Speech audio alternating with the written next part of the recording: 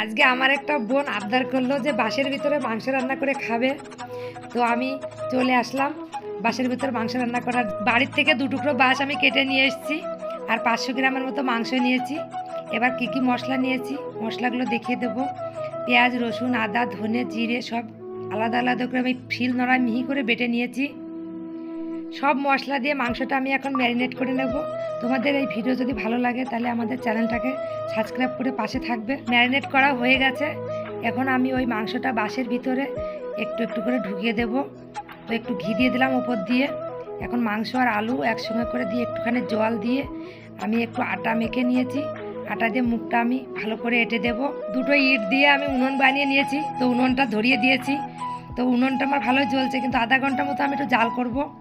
জ্বালানো হয়ে গেছে, এখন আমি খুলে দেখব কেমন হয়েছে রান্না। বোনটা খাচ্ছে, খেয়ে তো বললো খুবই ভালো হয়েছে বৌদি।